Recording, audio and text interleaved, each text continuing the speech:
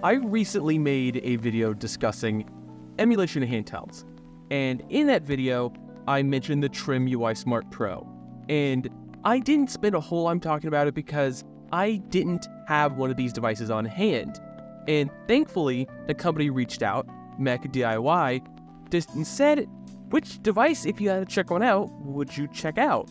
And I've been getting a lot of comments talking about the Trimui Smart Pro and how this device is awesome and a truly amazing value.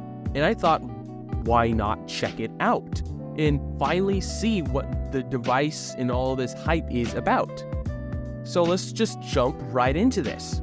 And let's get this out of the way. This was a nice little freebie they sent with it. I don't know if everyone who orders the specific trim I got gets the case, but mine came with the case. It's a lovely case. It's nice fabrics, nice rubber exterior. Overall, pretty. It's normal construction. Nice logo though, I do appreciate that. But not the point of the video. Okay, let's get that out of the way. Let's dive right into the main thing about this review, the device itself. And in the box, you get this lovely little pamphlet. Gives you just device instructions and whatnot, firmware update tutorial. You can tell that I am redoing this unboxing because the microSD card is not in here, but my 256 gig cross mix edition of the handheld came with its microSD card separately in this. So bear in mind, if you order this, that will come separately inside this little enclosure, but I already did that. An instruction booklet, not something I read, but important if you have problems. And let's just see here. Let's get this out. And look at that. And there's a screen peel. It should not be this hard to get a screen peel off. Jesus. There we go. I'd probably cut most of it out, but I struggled way too hard to get that screen peel off. And I'm so happy to finally get that screen peel off because I have been using this device for about shy of a week now with that screen peel on. And Jesus Pete, it's nice to get it off, but oh my God, it was really annoying having it on. And you might notice a minor chip on the right and left triggers. I dropped it day one. Very sad about that, but I'll live.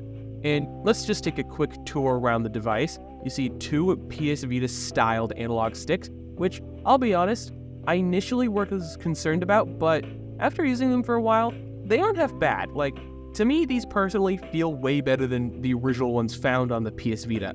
The face buttons and the D-pad are pretty good in my opinion. They're pretty clicky, pretty snappy. I appreciate how that feels. The triggers and bumpers feel fantastic, really clicky, akin to something you'd find on the Switch Lite in terms of clickiness. On the back, you'll find nothing much. Bottom, headphone jack, micro SD card slot, power input, and a sort of turbo switch to turbo any button. I haven't really messed with that because I don't really do turbo often. A host port, which I'll be honest, not entirely sure what that does. My assumption is that you can adapt it into HDMI or just basically plug it into other things through that for data and whatnot. Volume up and down, and power button. And if just by turning it on, you can see that I've been playing on this device. Particularly, one of my favorite things to play on this device so far, Game Boy Advance looks amazing on this screen. And I am playing a ROM hack called Pokemon Sun Sky. And before we get into the rest of the review, can I just say, I love this ROM hack. It's truly awesome. I highly recommend it. Overall, this device has been a treat to use, capable of all the way up to N64, PSP, and Nintendo DS games, which honestly is all you realistically need if you're looking for a basic emulation device. You shouldn't be expecting this thing to play GameCube or PS2 games. This is a pretty solid device, especially if you're a big fan of that PlayStation era of games. Because honestly, this device is a solid substitute if you don't have like a PS Vita, you really like that form factor. Because in terms of sizing, they're pretty similar, being a little bit thicker than a PS Vita 2000 model, but also being a little bit wider at the same time than the original PS Vita 2000. So it takes that extra, thinness that the Vita has and converts that into just added length, placing its thickness closer to the original PS Vita. And that extra length is mainly because this screen is a little bit wider than that one, the original too. So to me, it's a fairly apt comparison. But unfortunately, this does not play PS Vita games, so it's not exactly a solid replacement. But if you liked the idea of a PS Vita for emulation, this device would be a solid way to go if you were a fan of that form factor, but you didn't necessarily want to pay the big bucks that a Vita costs nowadays. The model I have is the Trimui Smart Pro with the 256GB CrossMix OS edition of the device. And that currently costs $119, and currently there's a coupon code for 12% off. So you can get this device for a pretty decent price, but if you go just console, you can get this thing for $69.99. And that's pretty good in my opinion. $69, let's say $70 for the purposes of this video. And $70, this is a great device if I'm being honest. It plays a decent amount of handhelds, and to me, I prefer this form factor over many other handhelds out there. This could draw comparisons to stuff from Anbernic, primarily the Anbernic 35XXH or the 40XXH, but I feel like this device leans more into that landscape form factor than those devices do, mainly because of the, aspect ratio of the screen. And this device isn't necessarily awesome for your classic systems, your 16-bit stuff. This screen is perfect for PSP games though. It scales phenomenally, and N64 games, while you still get pillar boxing, do look and run very well. PS1 games, of course, run pretty good on this device, and I keep coming back to the amazing display.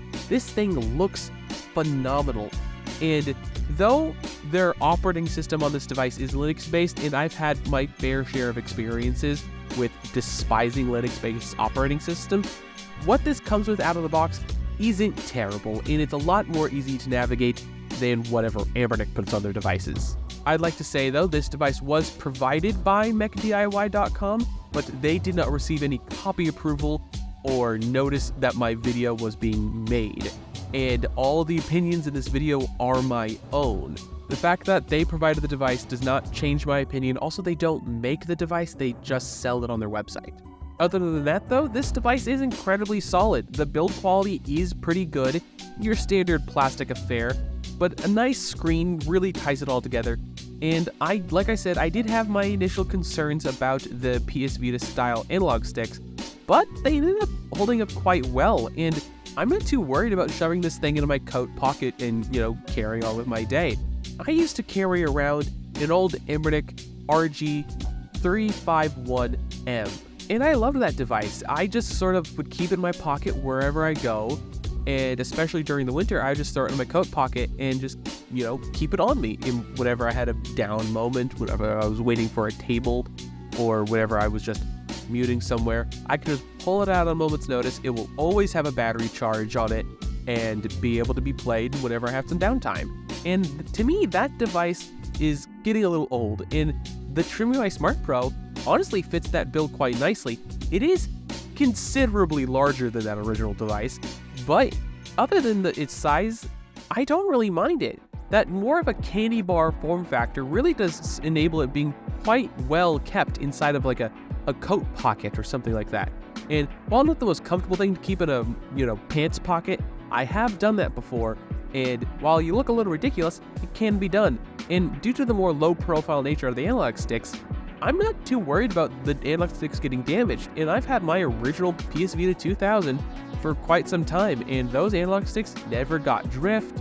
They still feel as good as they did when I first got it, so I'm not too worried about actual damage coming to these analog sticks like I am whenever I see a device with Switch-style analog sticks. Apologies if I sound different today. I am still a little sick, so I'm a little congested still. This device was a godsend when I was sick because I was laying in bed all day and I couldn't really get out and do stuff.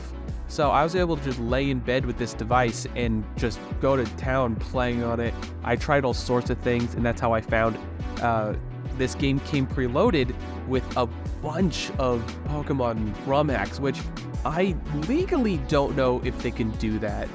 And they do specify the $70 one coming with no games, and my model did come with games. I do not know if your device will come with games or not, but it is something that it is important to note that I'm not a huge fan when companies sort of sell their devices preloaded with a bunch of games, because it's real easy to get your games on this device. So other than that, this device is pretty amazing.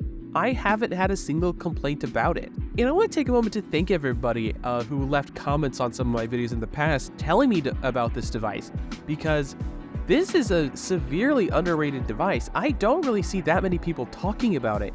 And frankly, I'm a little surprised, because this is an amazing device.